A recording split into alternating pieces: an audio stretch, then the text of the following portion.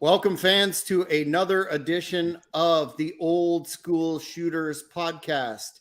My name is Jack Kilby, Executive Vice President of Great North Wrestling, and we are joined today by a special guest, an iconic figure in the South and Southern wrestling, the voice of the Carolinas, Mr. Bill Hazelwood, who we're going to go into depth on a number of topics as we do on this podcast. But first, before we begin, and before I introduce the ever-present, resplendent host of Old School Shooters, the King of Connecticut, I want to advise the fans that we have a major announcement coming at the end of our show today about Great North Wrestling in 2023. But King, what would you say that ensemble is that you're sporting now? Would that be Magnum PI?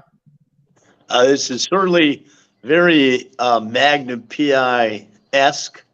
I was just chatting with Mr. Hazelwood, and I was in my swim spa doing my nice therapy after my workout on my shoulders and joints and such. And this is a nice, relaxing evening attire. You know, last year I sported a number of my fine dinner jackets, and those will certainly make a comeback, but this is just nice, relaxing, Sunshine State evening wear, Mr. Kilby.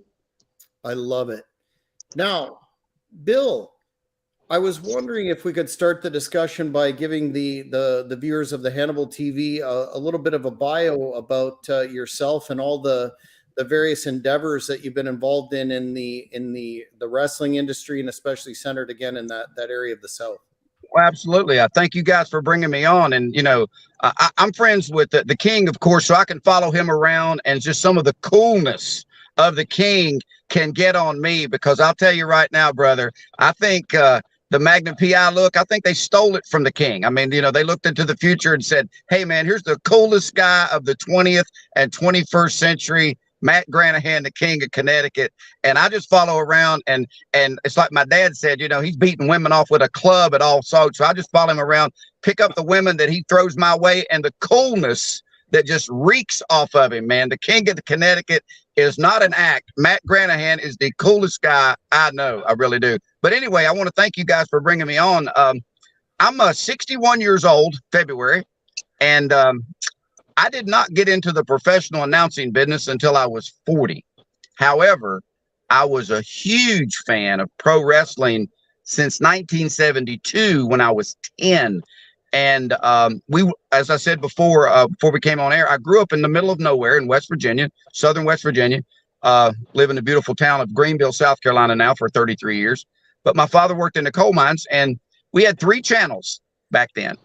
And for some reason, the original Sheik's promotion from Detroit, okay, was aired every week. And I later found out that the local affiliate was owned, for lack of a better word, they call them conglomerates now, but was owned by someone that had several stations, and they had nothing to air, so they peddled the wrestling tape to it. And I remember Bobo Brazil, the Mongolian Stomper, even the announcer was Lord Athol Layton.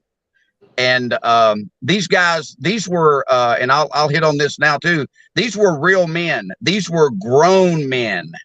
And that's back when not only they made you believe, if you ever questioned it, that they had the ability to prove to you that it was real. So I got into announcing in 22 years, to be my second, 22 years now. And locally in Spartanburg, South Carolina, by a little local guy. It's kind of a legend down here. His name is Chief J Eagle. Matt certainly knows him. And little local guy took me up there, and come to find out that Jerry had, which is his name, Jerry Bragg, had been all over the country. He was tied in with the Paffas. He discovered One Man Gang. He went up to Kentucky when the Paffas had Intercontinental Championship Wrestling. And he told Angelo Paffa, he said, I've got an 18-year-old kid that's almost 7 feet tall. and can stand on the ground and throw a half of a square of shingles up on a second-story roof, because Jerry was a roofer when he wasn't wrestling, and he wrestled Macho Man Randy Savage and all of those guys up there, and he took the guy's last name is Gray. He took him up there, and it was Crusher Broomfield was his first name, and he never came back. He did what he did. He went on to become, the WWE superstar that he was. Jay Eagle also was very part of Ron Killings, R-Truth. If you look at R-Truth's bio on Wikipedia, it was trained by Jay Eagle. So I went up there and they kayfabed me. They really did, man. They didn't talk to me much. It was a real tight-knit group because Jerry was old school. And he used to say, once I got in the business, he said, the thing is, they don't have to believe it all, but they're going to believe something. And he said, everybody's goal in this room should make them believe, like Johnny Valentine said, that you're real. He said, I'm going to do my part or whatever.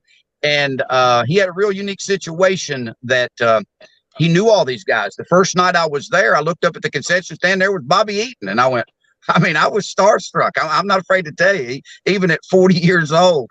And I've got a sales background, and I talked to anybody. And I said, wow, Bobby, that's a really nice sweater. And he said, yeah, my wife got it for me. And hell, I couldn't wait to go back to next week. So I went the first couple weeks as a fan. And then I got a call, and there's a guy here named Dirty, Ernest Robinson, probably unbelievable athlete, got more athleticism in his pinky than most guys got in their whole body. He said, Bill, hey, Jay, Bill, let me interject. Let me interject here.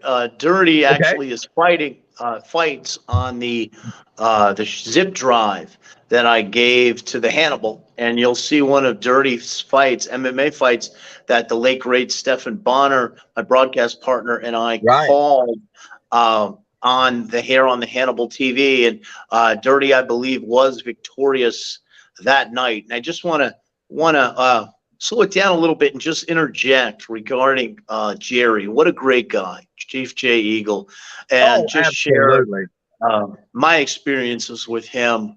I've wrestled there a number of times at APW. Fans can watch the tag team match from Legends and Vixens that where I teamed up with gorgeous Gina Carucci against Stephan Bonner and the Buns of Deception, Summer Steel. But love the place. Jerry is so old school. He used to train guys. I think it was on Wednesday nights. And when he when he met me and he knew my background, and also with Chuck Sloan, he used to do a thing in the ring. So you want to be a wrestler. And he'd have Chuck and I just old school style, have the guys pay to come train, and we just stretch them like a rubber band and send them on their way. Jerry is very, very old school. You're bound to see a shoot or two. You're bound to see a shoot or two on a Saturday night over there in Boiling Spring, South Carolina. And he runs every Saturday night, and I've had the absolute pleasure of hosting APW as well with George South a couple of times. George South is a fixture there on Saturday night. So yeah, back to it, Bill. Just wanted to interject and give my thoughts on the great Jay Eagle. It's hard to remember all the details because so much went on, but he called me and he said, hey man, Ernest said you're quite the talker. And I said, well, I can talk. I've been in sales forever. He said, are you good in a crowd? I said, oh, absolutely. I said, do you need an announcer? He said, no, I need an APW president. And I was kind of stunned. So I thought, hell, this is going to be real. So we went up there, and that's when they smartened me up and said I was going to be the front man and all that stuff. But the most fun that I ever had was after about 3 months, he saw that I could relate to anything, could work well with the talent, could feed off of guys, did a good interview. They turned me heel. And they had to talk me into it. I said, man, I don't know. I said, hell, the APW president is heel. He said, oh, absolutely. All CEOs are assholes. He said, so there was a guy named Boomer Payne who probably did more for me than anybody. I mean, they could have killed me. They could have beat the hell out of me because they found out I wrestled a little bit in high school and quickly wanted me to do spots, and I was in good shape. And you know, they were bumping the guy and all, you know, bumping me and all this other stuff. So we did a casket match with him in Section 8, and Boomer told me the turn. He said, "You're going to hit me with this dry eraser marker board." And I said, "What?" He said, "Now you hit me." He said, "When I lower my head as hard as you can, or you'll hurt me." And it kind of stunned me. He said, "You'll see." He said, "I'll flex up or whatever." So the spot was I was supposed to hit Section 8, you know, in the back, everybody thought, with the dry eraser marker. And Boomer turned around, and I did, man. I got, you know, jacked up on adrenaline, and I knocked the hell out of him. And it blew into about 1,000 pieces. And the crowd went totally silent. And he looked at me and said, "We got him." I got my bag, which they told me to do, okay, and leave and go out of the building. The next week I came back and it was signs. Bill Hazelwood is a piece of trash. Bill sucks, blah, blah, blah. And I said, this is unreal. That's when I became hook, line, and sinker. So I was a heel president. And of course, you know, screwed over everybody, blah, blah, blah. So Eagle said, "Man," he said, "you're so good at this." He said, "We've got to put a faction around you because people will be wondering why we're not beating the hell out of you every week." Meaning the babies. Because I was screw jobbing everybody. We brought, my claim to fame is I've been put to sleep in the Weaver lock by Johnny Weaver. We brought him down and we did the Weaver tournament, and Jay had a cup and all this other stuff. And my spot at the end as the heel was to have Johnny come in and give the trophy. But of course, we screwed the baby to get the win. And Johnny, as being the ultimate good guy, refused. And I got on the mic and said, "My God, just come down here, old man, and do what we pay you to do." Oh, my Lord, I just knew this was going to happen. We should have never brought an old has-been in like you.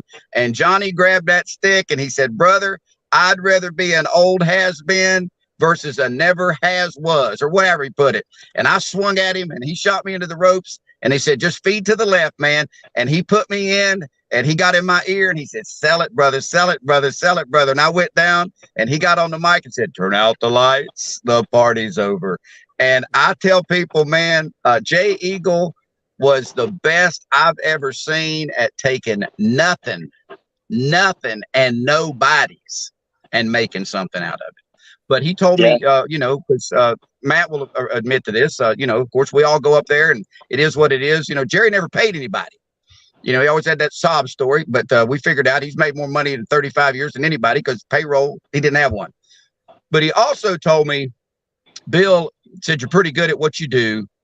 If you're able to ever go anywhere and get paid, do that." He said, "It will just make room for someone else on what I do." Because, you know, basically he brought me out of the crowd. Okay. And there's a local wrestler here named Ken Magnum, who's very successful on the indie scene. Jay found him in the crowd.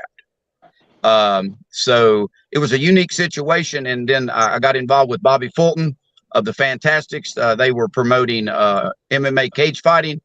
We were on a little tiny show in a tiny little building in Liberty, South Carolina. And he said, "Man," he said, I was announcing at that time. He said, "Man, do you think you could announce in front of 3,000 or 4,000 people?" And I thought he was bullshitting me. You know what I'm saying? And he called me the next week and he said, "We've got a cage fighting in at Winston Wake Forest University." That's the first time I found out Wake Forest University wasn't in Wake Forest, North Carolina. It's in Winston-Salem, and there were 5,500 people and TV cameras and all this other stuff. And he said, "You're not nervous, are you?" I said, "Why?" He said, I said, "You ain't gonna let none of these people get in here and kill us, are you?" He said, "No." I said, "Okay, no big thing." So it evolved from that. And now I do Tough Man, which we've got a huge show coming up March the 3rd and 4th at the Cabarrus Arena in Charlotte. I do cage fighting, pro wrestling, but pro wrestling's my love because that's where I got my start. And it's 100% my escape from reality. I mean, it just really, really is. So anyway, So, that's so my, Bill, backtracking a little bit to two things. First, you and I had some fun about a year ago. I think it was yes, January of last year at right. APW Arena with Ric Flair's son's shoot teammate in amateur wrestling. Why don't you tell Right. the fans about that experience? Well, I mean, do you want me to evolve back to, you know, Matt was, Matt's real good at pushing the right buttons, and you know, he is what he is. He's a ladies' man. He's the king of Connecticut. He's the suntan Superman. He's an old school shooter. He's a bad MFer. All of that's true. Okay, that's the reason I like him. I think he's a bigger, bombastic version of me. You know, with a lot more skills. But it was the Ric Flair thing. I don't know how much you've smartened up the fans or Jack on this, but this was legit. Where you called me and you had lost his, your phone had gotten broken and you'd lost his phone number, and you were going to bring him onto the Berman team podcast, correct? Yeah, And that's right. That's right. I gave him, I gave you the number that I had his for number. him. He never knew. Yeah, he never knew I got a new phone because you gave me his And number. you know, Yeah. Ric Flair being Ric Flair, you know, used to hang out with Matt in Columbia, had a boat on the water down there, and he asked Matt about, you know, some of the hot chicks that he hung out with, and Matt, of course, still tells him he did. And Ric Flair being Ric Flair, asked him for some pictures, and hell, Matt sent them to him.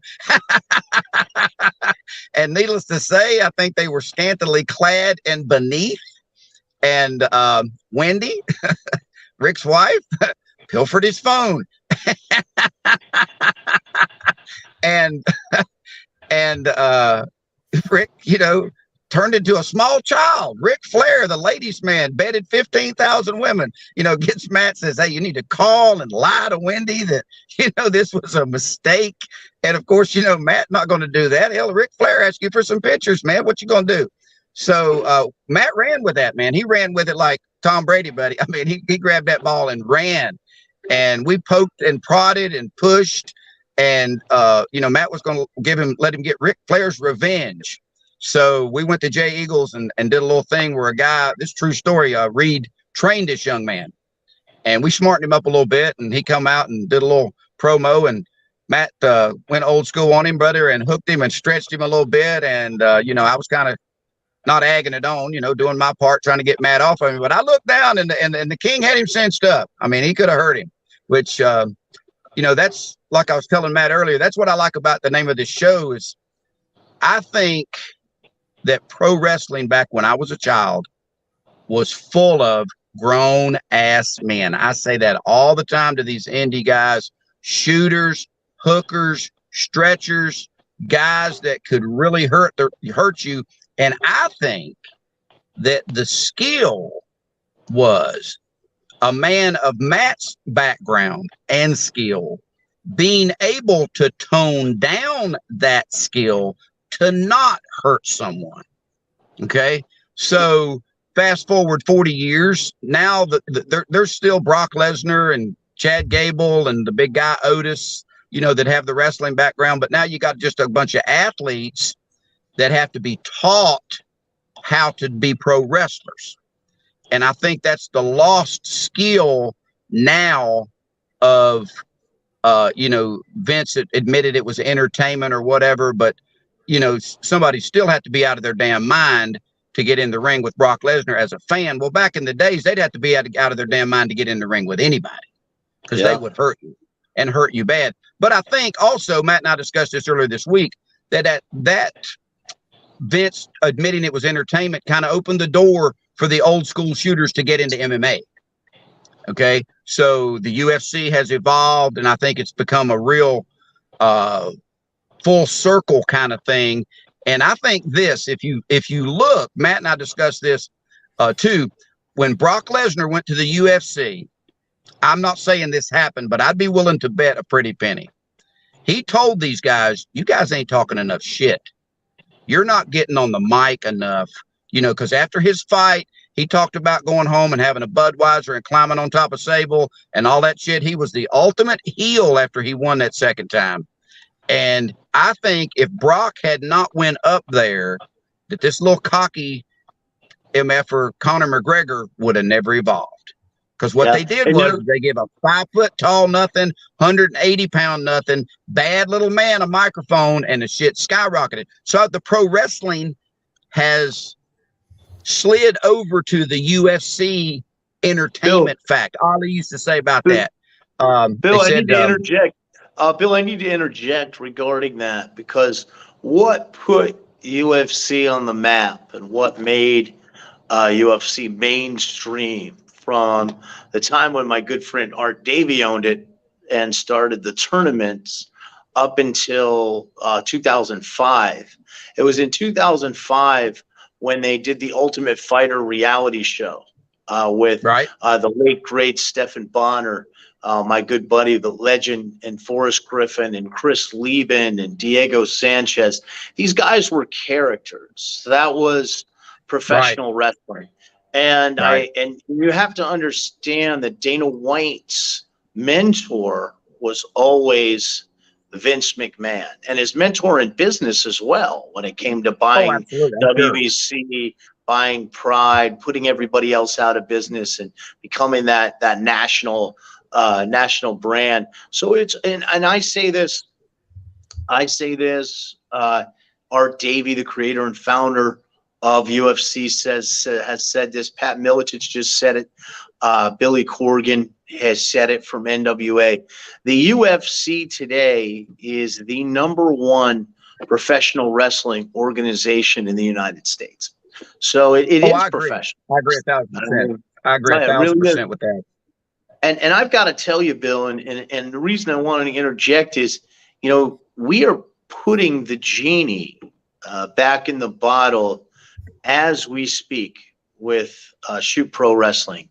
There have been 4 shows, and we're about to do the 5th show with all top tier collegiate wrestlers, submission grapplers, and some UFC fighters, because UFC fighters can compete in a grappling phase. And we're bringing that to a Great North Wrestling event later this year in the United States. But they've already had 4 of their own freestanding events.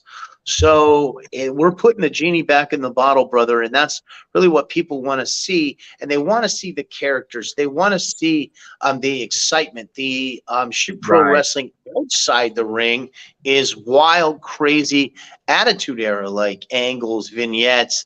But the action inside the ring, is a shoot.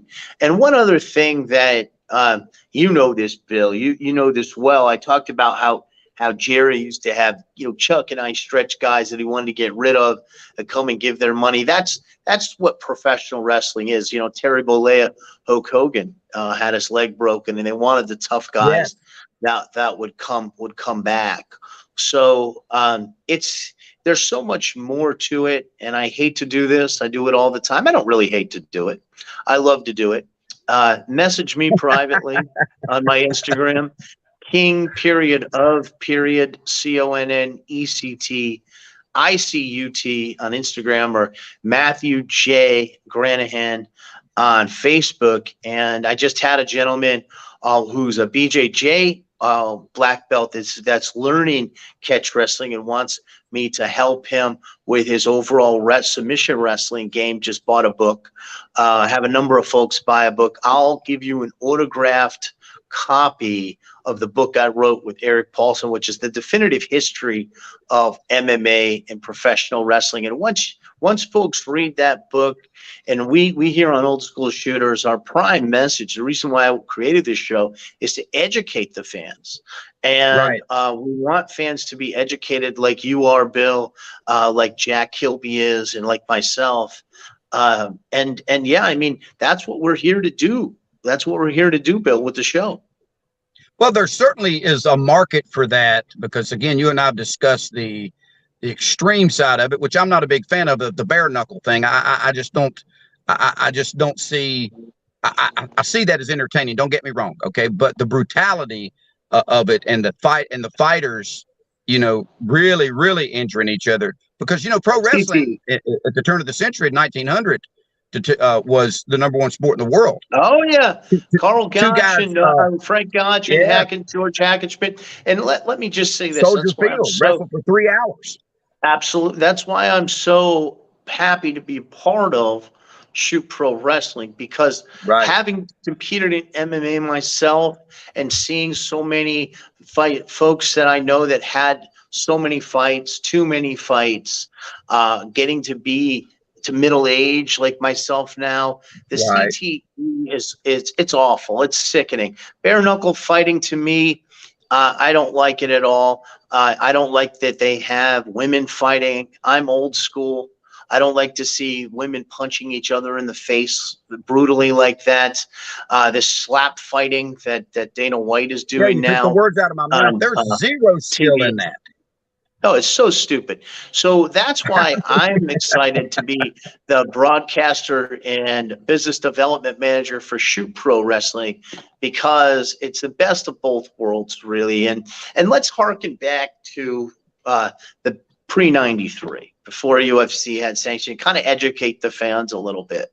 There was grappling and full contact fighting where you couldn't strike above the neck and strike the head. And when in Pancrase, where you couldn't use a closed fist to the head. In other organizations in Japan, where you couldn't strike to the head on the ground.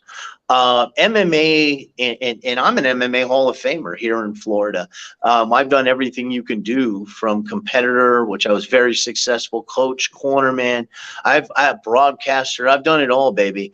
And I don't like the sport. I really, especially when you get to a mature age, you see what it's done to your friends. You see what it's done to so many of these youngsters that could have had a great career, that just continued to fight and throw their lives away, really, on this. With the CTE thing. So that's why I'm excited about Shoot Pro Wrestling, and really excited about Old School Shooters and the direction that we're going with Jake Shannon's promotion. Well, everything comes full circle.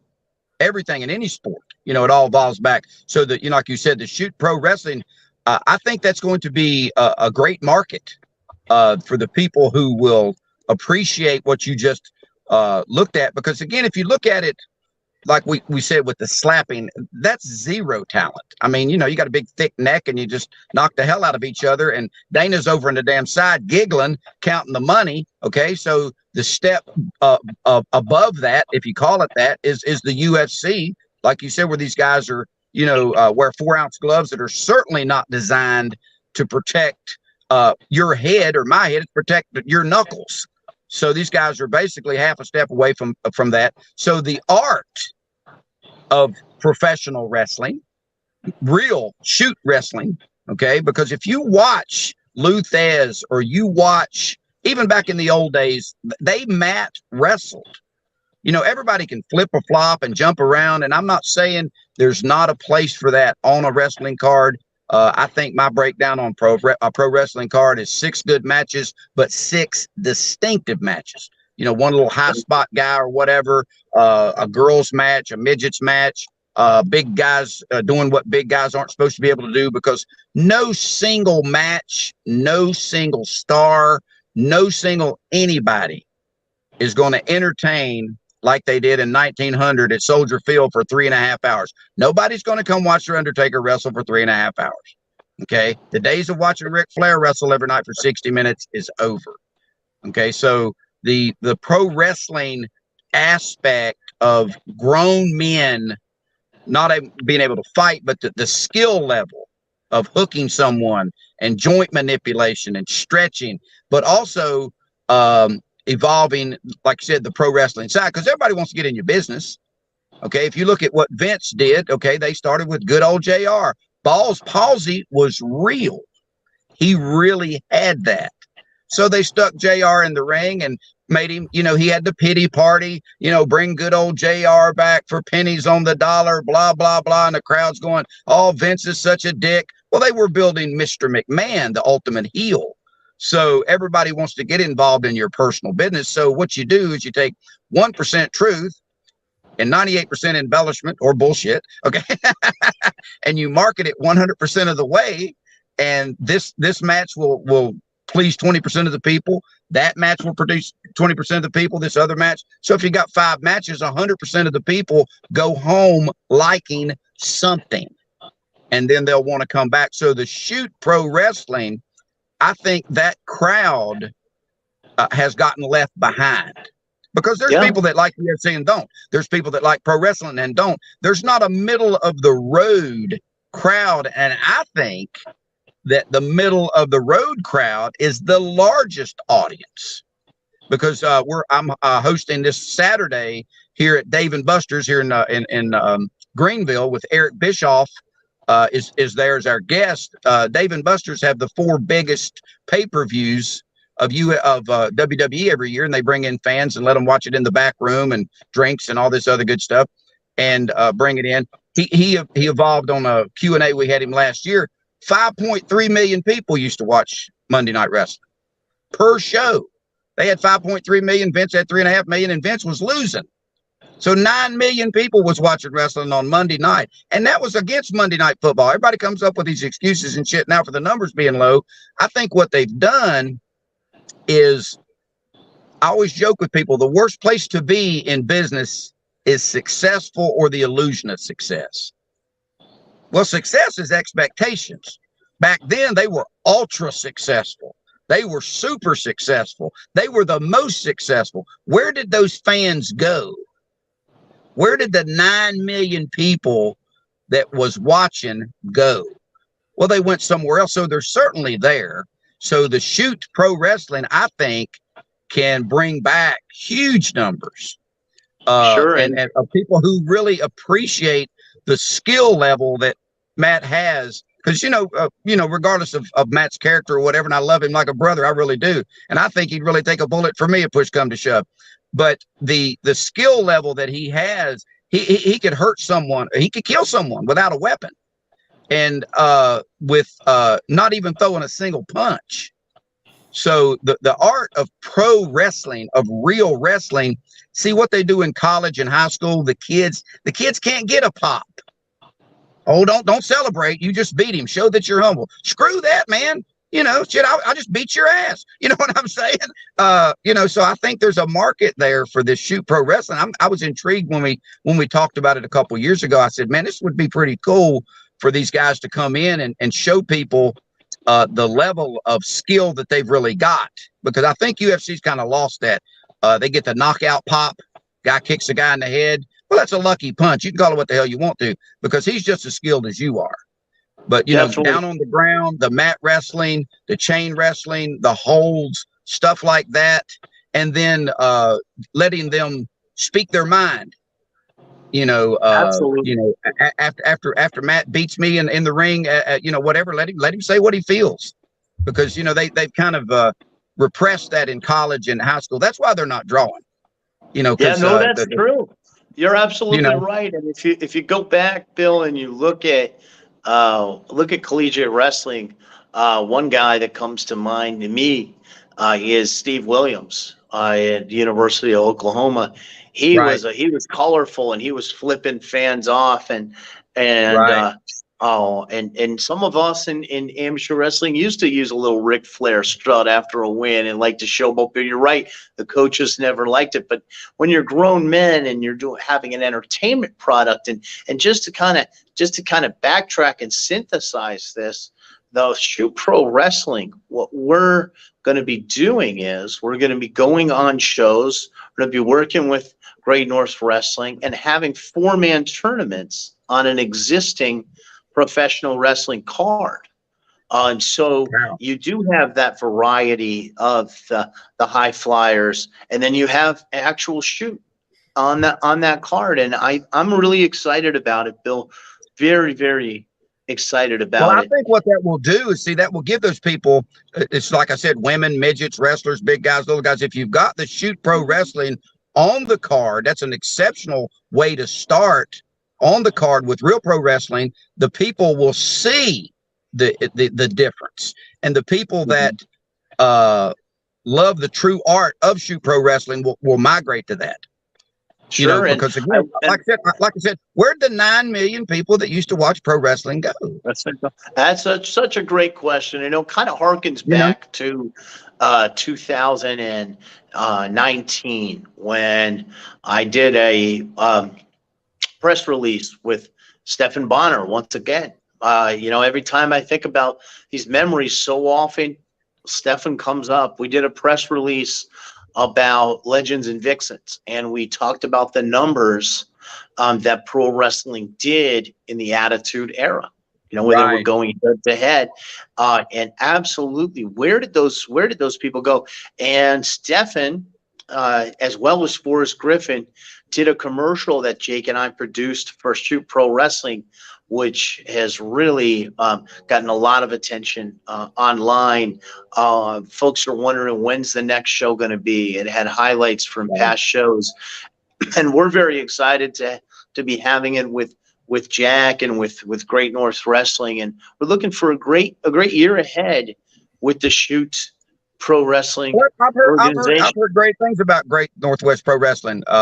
Good to meet Jack. You know, of course, he's got to stop talking so much and let us talk more on this show. I mean, we can't get a word in edgewise. You know, I'm actually gonna throw it over to Jack now because I know he's got a couple questions for you. Well, before he says that, doesn't he remind you of Al Snow with glasses? He does look like Al Snow. I said, "Wow, look, Al is." Oh no! Now look at him. There we go. We're bringing out the big guns. Woo! Get him there, Jack. That's buddy. I love it. His shoot job. You know his shoot job. He's got to be intimidating. Man, he walks down the hall and the guy looks through the bars and says something. He flexes on him, man. He just through intimidation.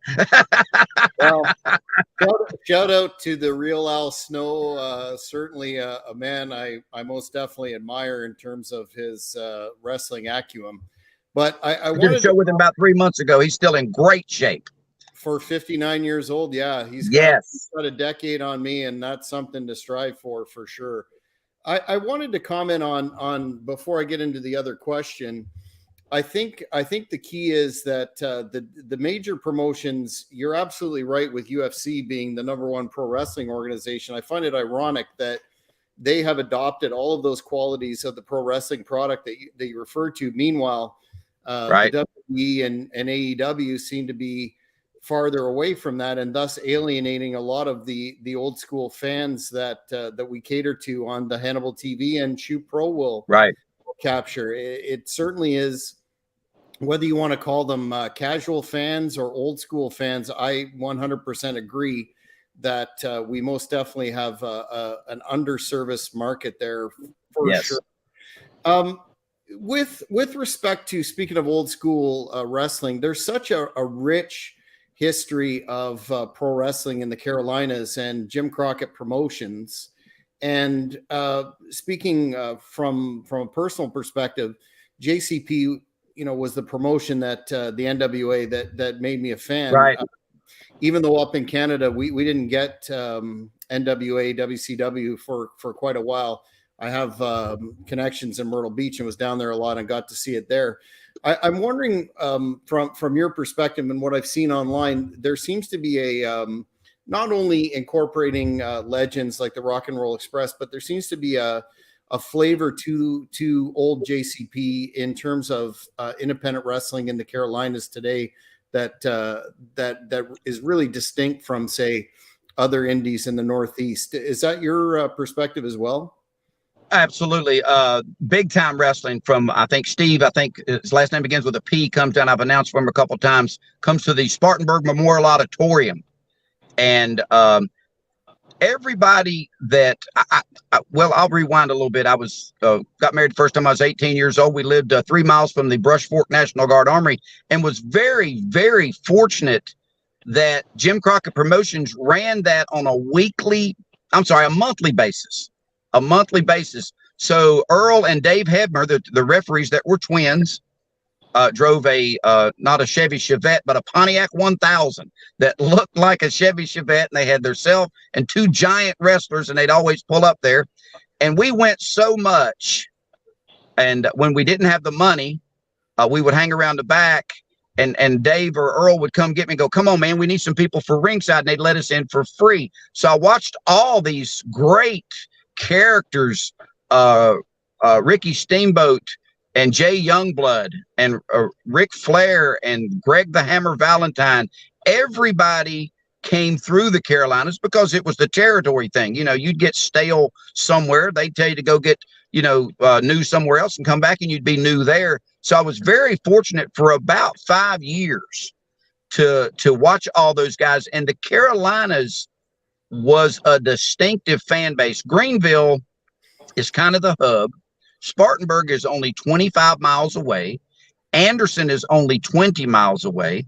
And Jim Crockett Promotions, I didn't know this until I got into the business. They had 4 shows a night. They ran 36 shows a week in that little territory. They ran Anderson, Greenville, and Spartanburg, which are all within 45 minutes of each other, every week, 52 weeks a year.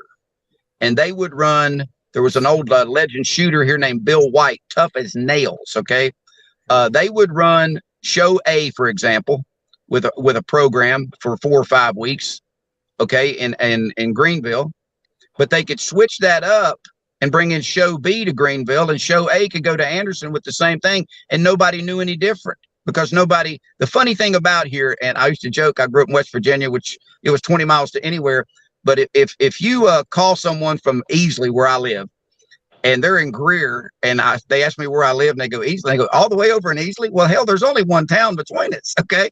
But Anderson and Greenville and Spartanburg are kind of self-sustaining. But the Jim Crockett Promotion, I know there were some great territories. I know there were 35 independent territories, and they all did good. But man, they had lightning in a bottle. And if you bottle it right, down here, I'm doing a show September 23rd in Jacksonville, North Carolina, with a promoter named Ricky Nelson, who was an enhancement talent. I hate the word jobber. Enhancement talent for a number of years, wrestled everybody, Stone Cold Steve Austin, everybody. Has been promoting for 22 years. We'll put 2,000 people in that high school in Jacksonville, North Carolina, because he's got that formula of the mid-Atlantic mentality, just like Steve does from big time wrestling. Because Steve told me when he comes up north, he don't book the same up there. If he runs Philadelphia, yeah, I got to tell you, he doesn't book the same. He books for the territory. To interject there, Bill, I've got to tell you, it's night and day. Having wrestled up north in Connecticut and New England and New York versus South Carolina, I came down to South Carolina in 07, but I was quickly moved out to Texas. But then when I came back in like late 2008, I started pro wrestling in South Carolina and Southern Championship Wrestling in Lawrence. What great fans! And you'd have in the locker room, you'd have Bobby Eaton, Ricky Morton, Robert Gibson, the Barbarian. Hacksaw moved to the area at some point there, and he'd be there. Ivan Koloff would always be there doing appearances or coming to the ring with the Russians. And I'll tell you, I loved it because that was when I did Hussein Hassan Vasiri, the illegitimate son of Iron Sheik. And and you'll appreciate this, Bill. You'll appreciate this, Bill. What I used to do, and I did it at APW, and I did it at Southern Championship Wrestling, and I did it at Old School in Charleston. I don't know if they're still running Old School. They are pro wrestling. Bringing in Gangrel and Kevin Thorne. Yeah. Well, what I would do is I'd get there to the building when the fans were getting there, and I'd park a ways away from the arena. And I had this girl from Hooters. She was a bartender at Hooters named Amira Kabar, and she was a shoot Lebanese. I think she was Syrian, actually. I think they're Syrian, her and Anissa. Sometimes I'd have her, sometimes I'd have her sister. But she was smoking hot.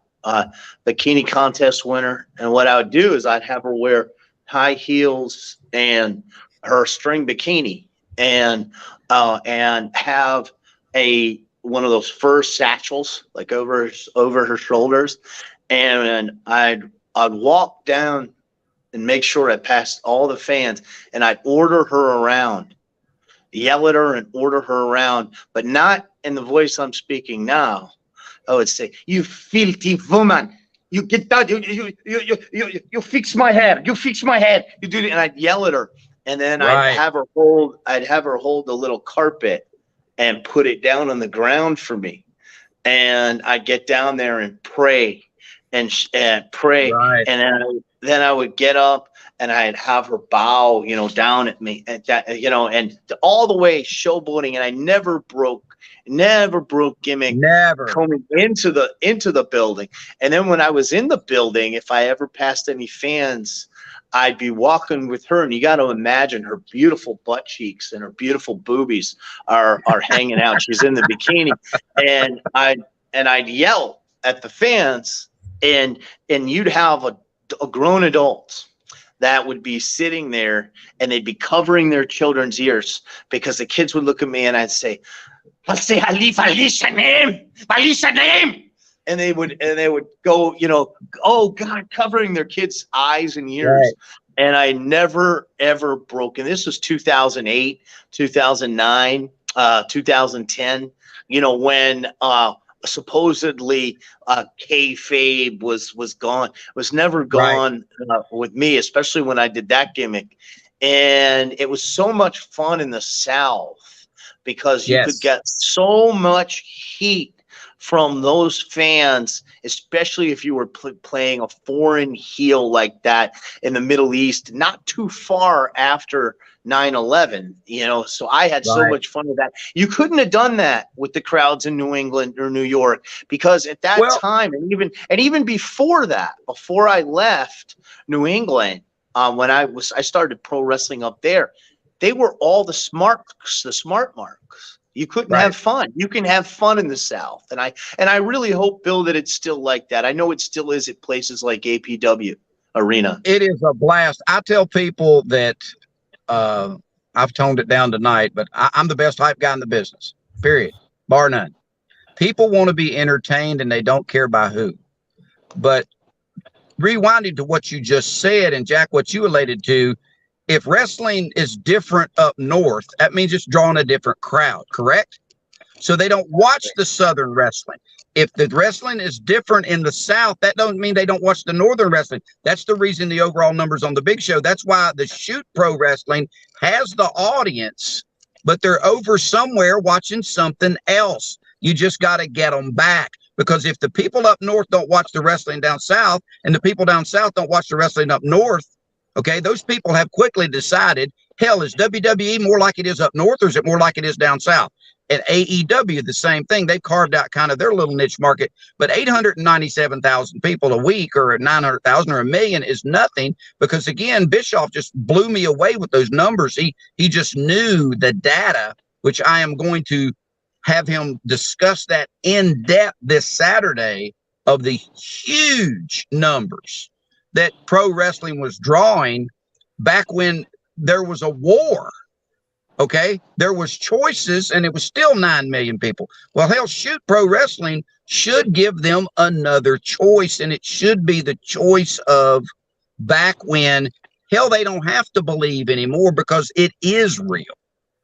It is the pro wrestling. Okay, the guys certainly won't try to kill each other, because you can't do that. But it's that mentality. Hell, let's go to Soldier Field and watch two guys. Of course, you're not going to watch have a show that goes this long, but 100-some thousand people in 1904 watch two guys wrestle, pro wrestling, real wrestle, for 3.5 hours. Isn't that amazing? So that they realized that skill level that the guys had, and in my opinion, there's no skill hitting anybody with your fist. There's not. Now there's the skill in avoiding it. There's the skill in avoiding it. You hit me and I duck. That's the skill. But the wrestling thing, the aspect, when I watch King's training videos that he puts up, the little nuances of things that he does. One of the moves, he gets in the mount position when the guy's down on all fours. He lifts up on his ankles, on his feet there, and puts all of his weight down on a guy. That's a little adjustment that someone else is not doing that now makes that guy on the lower level carry 250 pounds that he normally wouldn't be carrying from nobody else. That's skill. That's thinking. That's why, That's the that's why nuances of it's what you so, got to do. that's why it's so easy to beat marks at wrestling, because it's a different level of conditioning and cardio, Right. and most guys blow up. That's why Right. the fan challenges and the carnies and the fan challenges like Mr. Wrestling did, when the guy bit his finger off. That's all the fan can do. If your finger's there, he can bite it. Absolutely. And I think they need to bring that back too. And I've talked to Dick Shannon about that with shoot. He actually did that on one of the shoot shows. But yeah, I mean, if you don't believe this is real, and that's like Jay Eagle used to do that, Wednesday nights. And then I'm sure those guys that we stretched and cross-faced and tied up, they went and they told their friends, "Oh, these guys are dangerous over there, man. They're for real." Goes back to Hulk Hogan. If you go back to the basic, if it's properly promoted, okay, properly advertised, because I used to joke with people, AEW, which I'm a big fan of them. They've evolved. They've got inside my head a little bit. When they first come out, they went, "Wow, we sold 10,000 tickets in 15 minutes in Chicago, Illinois." I said, well, I could have a monkey fucking a football and there's no football on TV and 10,000 people will show up in Chicago. There's 7 million people around there. Okay, so 10,000 people is nothing. So if it's properly promoted, properly advertised, properly funded, that audience will come back because they're gone somewhere. They're gone to something that in their mind is better than what's on TV now, but it's not as good as what it was, because Vern Gagne's son told me at the Legends Fest 2 years ago when we had the Q&A with Eric Bischoff too, that AWA had a 93 market share. 93 out of 100 TVs in the 70s was watching pro wrestling. Now, of course, there were less options. I'm not taking anything away from it, but that's when people believed it was real, because Vern Gagne was a bad man. Okay. Well, bad man. And they let people know that. And his wrestlers that he brought in were bad men. Abdullah the Butcher. Okay. Mad Dog Bashan. You'd have to be insane to jump in there with that crazy son of a bitch. Okay. Because he would bite off your arm, your leg, or whatever for real. Because the wrestlers talked about how hard it was to control him. Billy bited off, but Mad Dog Vachon was also an Olympian, as an Olympic wrestler. Absolutely. And to slow down about Vern Gagne, because the fans that won't know, Vern Gagne was the best heavyweight by far of his era. But the second best and third best heavyweights were also pro wrestlers at the time of Vern Gagne in his era of wrestling. Right. So absolutely, the lineage of professional wrestling, what it means to be a professional wrestler, is so lost today. And that's why I say we're going to put the genie back in the bottle, and we're going to command that respect and take that respect back with Shoot Pro Wrestling. One other thing, I think that the most important person I think I ever met, and I marked out for the most, but I didn't act like I did, was Danny Hodge.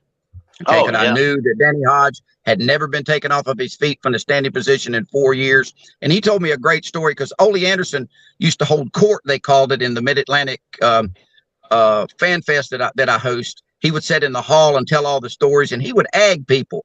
Ole was real good at pushing buttons. Even on the wrestlers, they'd come up and he'd bring up some shit from 20, 30 years ago and get right on them, So he told me one night, he said, "Go over there and tell Danny that I told you that his grip was bullshit." I said, "I'm not going over and telling Danny Hodge," because I already knew. He said, "You little pussy, go over there. He won't hurt you. He likes you, man. He's already told me he did." So I went over there, and Danny, it appeared that he just did this to my hands or my arms. The next day, I was all bruised up and all this other stuff.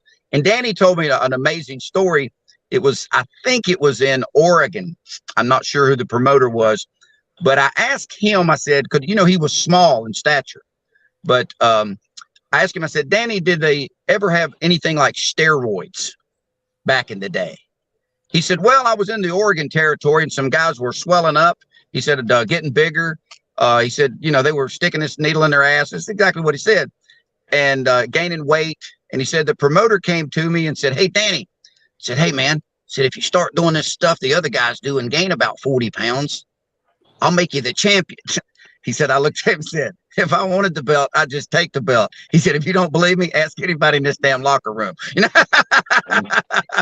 So, Yeah, Bill, like that level of shooter was even amongst bad men.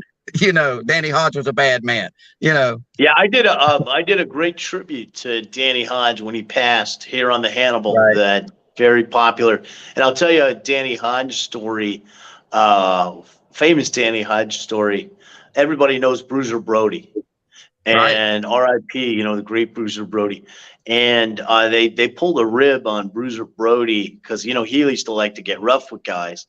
And they put him in the ring with Danny Hodge, and this has been told many times. Actually, in Bruiser Brody's book, actually, and they said the noises that Bruiser Brody was making, squealing in pain like a pig, when he was in the ring with Danny Hodge. Sounds of deliverance. Yeah, Danny they used to, like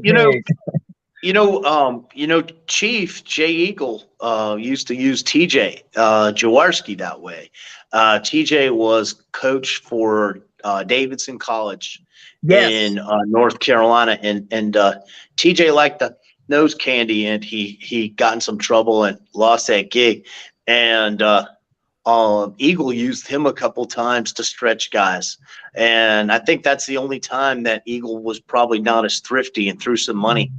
Because TJ needed money, or maybe threw him some product. I don't know, but TJ was I'm gonna tell you this too. I think that the Shooter Pro Wrestling will draw because I remember this when we did the cage fighting.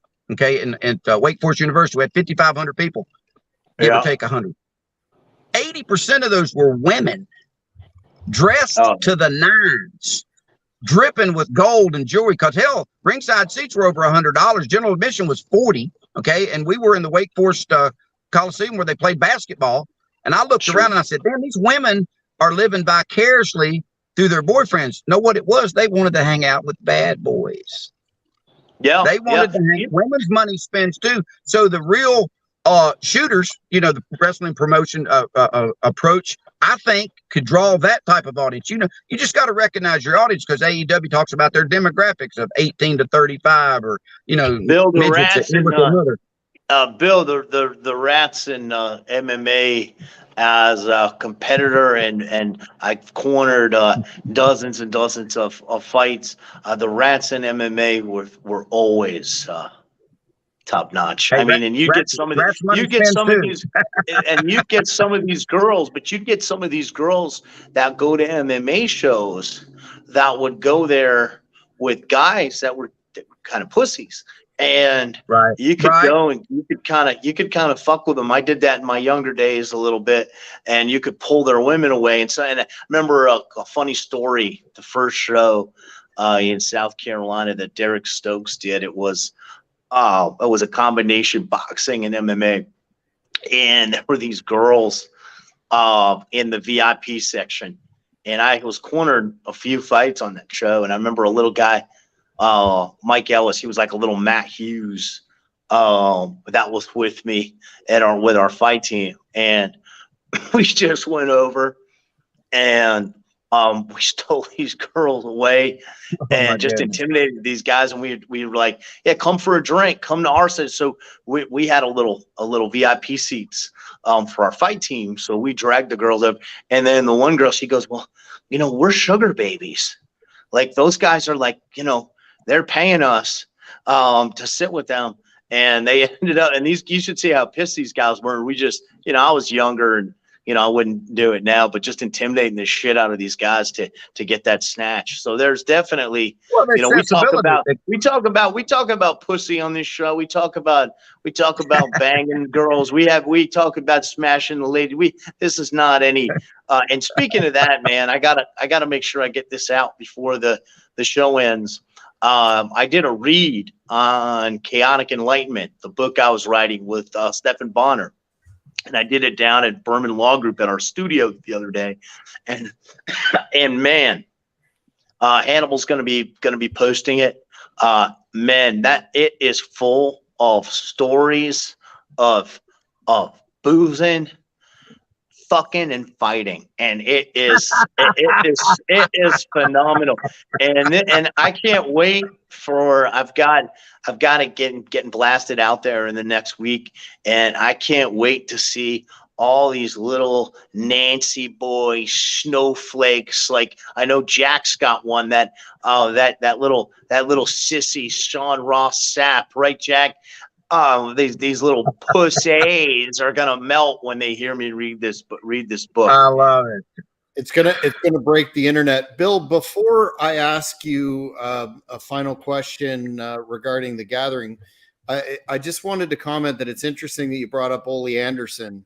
Right. I think Ole Anderson is incredibly underrated as a worker. Oh, and beyond, absolutely. And I think it's a travesty that he is not in the WWE Hall of Fame, given what happened with the Georgia Championship Wrestling situation and the buyout offer from Vince. But if there ever, I understand it's probably not possible now due to age and infirmity, but he would be one heck of a guest that we would be honored to interview here. But I think Ole needs to get more love from the community. Oh, 100%. Ole's done a couple shoot interviews over the last couple of years. He's got a touch of dementia.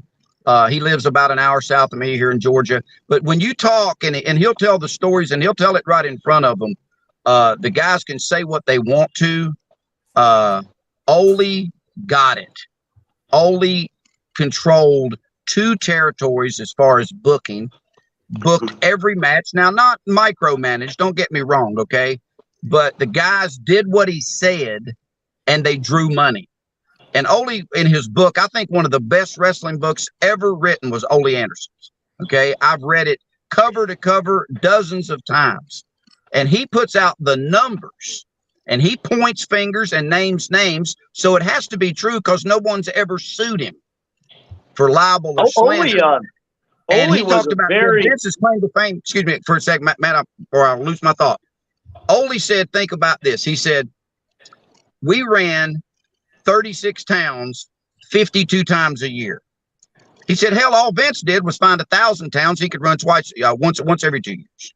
He said, that's all he did. He said, Vince is the circus. He said, the circus is cool till they start putting the elephants next door in your neighbor's yard and they start taking a shit.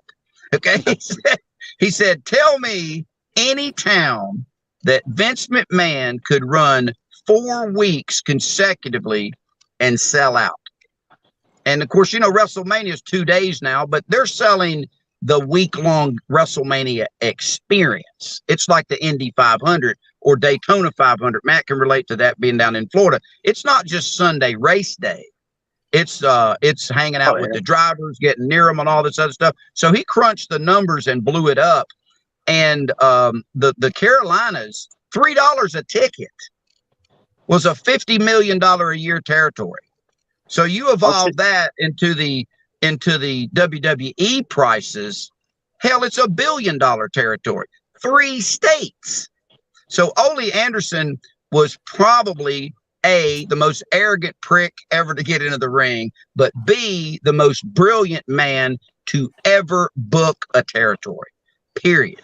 He was. And he lays it out in his book verbatim, and guys would come back and tell him about the money they're making at WWE, but they would always say, Ole, you were right. I've seen them tell him. I've seen Roddy Piper tell him that. Okay, I've seen all those guys come back to the Legends Fest and all that stuff and everything. And when they're not in a Q&A or they're not in character, brother Ole Anderson was the man, hands down. And you know, Gene Anderson and Ole Anderson again. Yeah, they said that Gene Anderson, you'd be stupid to get in the ring with that man. He'd kill you with just his hands. You know, and Ole was a grown ass man, 275 pounds. So yeah, I'm a huge Ole Anderson fan. Me too. I was always a fan of Ole, and also one that's forgotten is Lars Anderson too. Yes, used to love his matches. About 3 years ago. But let me say this, Bill, regarding Ole. He was great in the ring. He was a great trainer, but Ole was also a great businessman. A lot of Yes. people don't realize he had, in addition to his tenure in professional wrestling, he had a very successful trucking company that he owned as well. So he was smart with his money. And I think that might be why our old friend, old haggard nature boy Ric Flair has heat with him because, Ole was very smart with his money and a very smart businessman. And I had the opportunity to meet Ole in 2015 at the NWA Fan Fest. Was working at a table there. Was that when you and Dan Severn had the table there? No, I was working at a table with the legendary New York badass Phil Baroni. And I remember that. And I met Ole and Phil and I talked to him. He was wasn't in the greatest of health.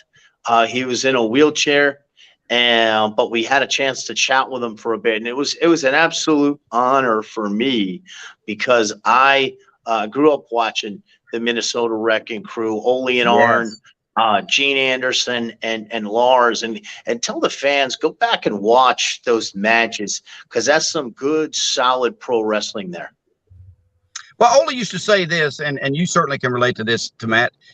He would tell guys, we're going to be stiff with you. We're going to be aggressive. He used to tell guys, he said, look, you got to understand. He said, I'm hitting a grown-ass man who's in shape who can get hit. He said, when I hit you, it's going to hurt you, but I'm not going to hit you where I can injure you. Like Matt's built like a Mack truck. I hit him across the back with a chair the right way. It's going to sting him, but it's not going to hurt him. I'm not going to cross him across the nose with it. But Ole back in the day would 30 minutes was nothing. Okay, they would do a 30-minute to the draw, and he said if the crowd was in it, could I ask him how he booked the territories? And him and Jim Cornette had a very simple philosophy. Jim Cornette, is what he is. He's great at promoting Jim Cornette. And I asked him the same question I asked Ole. I said, how did you work out angles? He said, well, we did shit. If it didn't work, we didn't do it no more. And he said, if we did it and it worked, we did it until it stopped working. Ole said we would run Greenville and do 30-minute Broadway. We'd get on the microphone and say, man, this is not over next week. Hell, we'll go 60 minutes. He said, if the crowd was sold out, we'd go 60 minutes. He said, we go 90 minutes. When the crowd dropped, then we'd change the angle. And he said, we had to do the angle one time 6 times. And he said, the blow off was, hell, we're going to go in a cage with no time limit. So the athleticism of a man that could do that, because, Ric Flair, the 60-minute man or whatever and all that. But, Wendy said that now includes 59 minutes of begging is what she's telling Matt. And then he's got to take off his colostomy bag. Man, I shouldn't have said that. I'm gonna burn in hell. But you know what she told me? You know what she told me about Space Mountain? Bill, you know what she told me about Space Mountain, Wendy? She said that ride's been closed for years. Absolutely. So Wendy's getting into yoga, Matt, so she's becoming more flexible. I think you guys are still talking behind the scenes, and you were talking about putting her legs behind the back of her neck. But anyway, again, those were, athletes, real wrestlers, real guys. And I used to joke with guys because I seriously hate that word fake. I do with a damn passion. I tell Marks now, I say, look, get in a ring with a guy and roll around with him for 30 minutes and you're blowed up from hell. And he says, hey, man, now let's go another 30. That level of understanding is what would smarten a lot of damn people up. Most people can't walk back and forth to their mailbox for 30 minutes nonstop.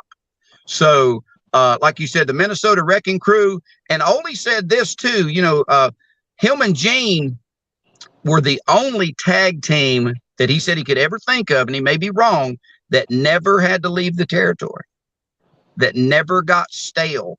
And he said a lot of people said, well, they kept you around because you booked for them. He said, well, exactly. They kept me around because I made them money. He said, we never had to go anywhere. So that spoke volumes to their skill level. Ole looked like a wrestler. He looked like a grown-ass man. He looked like he had an intimidating look to him. Yes. Ole told me that he never got on steroids, but they wrestled so much, and that's a lost art now. And again, I'm not burying AEW, but the plethora of injuries that those guys have is they're wrestling once a week, if they're lucky. Back in the days, they wrestled 9 times a week. Okay, so they were in unimaginable shape. Ole told me that he was consuming 12,000 calories a day. Wow. That's unbelievable. But now when he retired, he got smart. He lost over 100 pounds, whatever, and all this other stuff. So, the old school thing, because see, the marks are smarter than ever. They've got Google. Hell, they're watching this show. They've got Wikipedia. They've got all this other stuff. So the old school shooters, bring them back around, show people that it's real, that the realism is there, make fans accessible to people, because everybody likes to get near somebody famous. Okay. And in Matt's case, the women like to get near somebody infamous.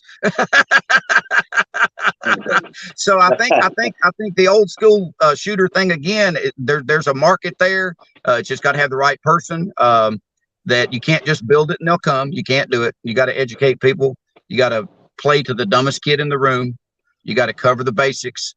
And we need to talk those wrestling fans that went away back over here to the promised land. It is what it is. And the indie circuit's saturated down here, man. There's a damn CVS pharmacy, a Mexican restaurant, and a wrestling promotion on every damn corner, especially in North Carolina, because there's no athletic commission. So that's the part I don't like about it is James Mitchell. You know who that is? Sinister Minister. The dark manager at NWA right now, and he was at Impact. He was doing a shoot interview up north, and these are his exact words. He uses bad language like we do. He said, when I got in the business, it was still somewhat protected. He said, they kind of let me squeeze in, kind of like Eagle did me. You know what I'm saying? He said, nowadays, he said, every fucking body's a wrestler. Everybody, and plus, the young guys do promos. And if you look like the guy in the trailer park when you do the promo, the marks are going to think you're the guy in the trailer park. Then you get in the ring and you're wearing gear like the guy in the trailer park wore. Okay, then you're on Monday Night Raw posting pictures and shit that you paid $135 to be at ringside. There's no problem going to Monday Night Raw, but now you're a mark. It is what it is. I mean, that's the thing that draws me to the King. The King is the King 24/7 all the time. And I love him to fucking death. I really do. I think he's the coolest guy walking the planet, because, he can walk the walk and he can certainly talk the talk. And he's about to take Ric Flair's woman. Yeah, I'll say it one more time. I've said it so many times. I know what he's gonna say. So many times, and I'm gonna say it one more time in case fans haven't heard. I stole her from Rick. I gave him back to her, and she's a nice enough girl, but she's 2 cup sizes too small, and she's 40 years too old for this king, Daddy. What are you calling it, big man? The Northern Nine, right? I want it. Jack can cut a promo. I'm gonna put my co-host Jack Kilby on the spot right now. Oh, here we go. Jack can cut a promo. Jack, before we go any further, I want to hear you cut a promo on this Sean Ross sack of shit. Well, I'm not going to spend too much time on Sean Ross Sapp, because I don't want to put him over, but he's gone out of his way to hide behind his keyboard and, throw out a lot of hyperbole and insult friends of the show and people that we're going to have involved in Great North Wrestling. And I'm just going to say this, that, there comes a time when you have to account for the statements that you make behind a keyboard, and we're just going to leave it at that for now. Who knows what's going to happen in the future, but one has to be careful with threats and statements of that nature across social media, because it really doesn't resonate or look professional. I thought you wanted me to cut an Ole Anderson promo, but I'm going to wait for the next episode to maybe do that. But Bill, I wanted to ask you before we wrap up that on this show we ask our guests what it means to them to be old school, and I think we've really touched on the pro wrestling business and what that means to be old school. But just in general, in life and mindset, what does that mean to you? Well, hell, it means everything. My father just passed away 3 months ago, and he worked in the coal mines for 36 years. Okay, 4 feet high, 3 miles back under the ground. That's how high that coal was. And he instilled in me a work ethic that I didn't realize until I'm 61 years old, still working. Okay, because I want to, don't have to. And that's lost today. That's lost in life. That's lost on these indie pro wrestler wannabe kids who haven't got a gym membership, who can't spell tan in bed, who don't know what a gimmick is. Again, I'm on a podcast, but the King will tell you this. If you show up and you see me in a tuxedo when I come through that curtain, these people are going to get the best that I've got. The day my father died, I held his hand at 4:47 in the morning, and he took his last breath. That night, I was in the ring at a wrestling show to my obligation. Okay. That's my level of commitment, even though it's just my escape from reality. Old school in everything, old school in taking accountability. Okay. Old school in taking criticism, old school in saying what you mean and not bullshitting anybody. Again, that's why I like Matt. You know, if he don't like you, he'll tell you real damn quick if he doesn't like you, you know, and it's just something that I think that guys of, you said, Jack, you're like, what'd you say, 49? Okay, King, you're what, little north of 50. We'll keep it secret because of the women. I'm 61. The ethics that we've got and the old school that we've got will die with us. Okay, it's like George Carlin said, the world's not in trouble. The earth's not in trouble. The people are fucked. Okay, the earth is going to be fine. The earth's been through a whole bunch of bullshit. Okay. But old school is a lost thing. I mean, it just really, really is it's just hard to explain. I mean, it just really is. You know, I've just latched onto those old guys because I think they were of my father's generation. And I saw the level of commitment. And again, that's where I'm big, strong about, you know, the shooter pro wrestling. People don't understand, man. They just don't get it. That, well, you know, you just don't show up and do what we do. And that's the shit that bothers me. These guys just show up and they think they can do what we do. They can't. They really can't. Okay. Because Bill Hazelwood, the greatest hype man in the world, will put you 5 feet from the ring and 10 feet from the violence. And Great Northern Wrestling is the place you need to be. And if you're not on this podcast, you're an idiot. And the King of Connecticut is the coolest guy walking the planet. And if you don't believe him, thank you, brother. Thank you, brother. And speaking of Bill, cool, thank man, you very much. That certainly encapsulates the spirit and essence of old school and what we try and put over in this podcast. King, before I get to the special big announcement of the night, do you have any comments for Bill that we need to wrap her up? my friend Bill and I are going to close out with song. So make the announcement, Lord, here we go. and then we're going to close it out with song, brother. As we will every episode now in 2023. I've got the song. Bill's ready for his cue. So make the announcement, brother. Ladies and gentlemen, without further ado, the executive vice president of Great North Wrestling, the one, the only, Gentleman Jack Kilby, with a special announcement. Thank you. Thank you very much.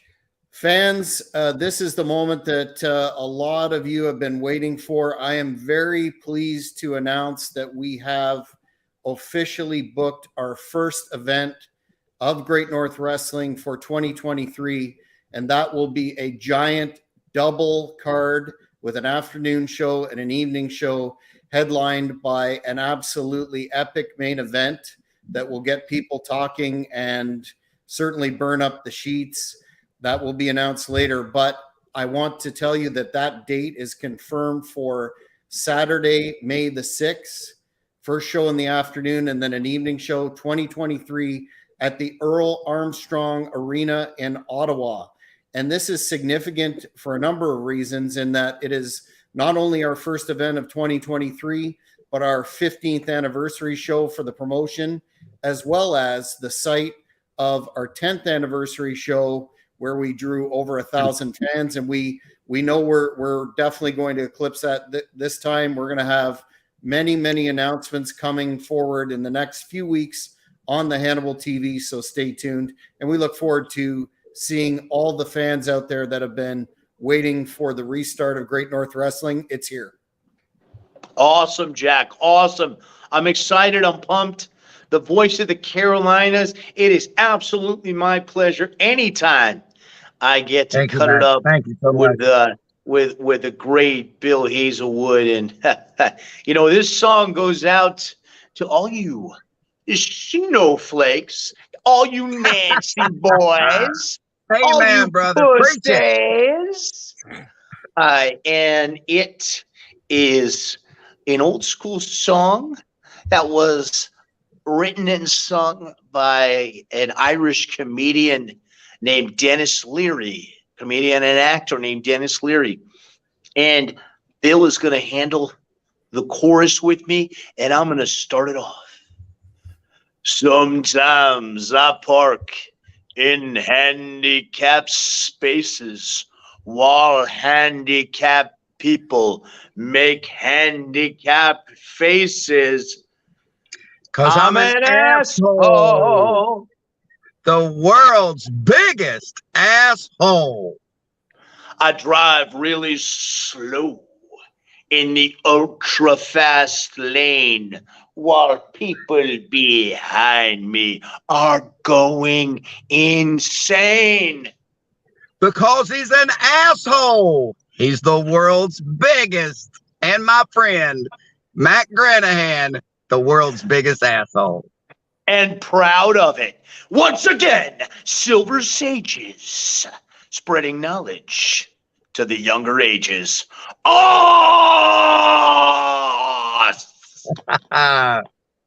Thanks, everyone. And thanks, Bill. We'll see you. Absolutely, man. Thank you for bringing me on. It was an absolute blast. Love to be able to get up there. What are you, 2,100 miles away from me? From Myrtle Beach, we're a scant 14-hour drive. So we'll be in touch Okay. and hopefully have you back soon. Thank you, my friend. Thank you so much. Have a great evening. Take care. Bye-bye.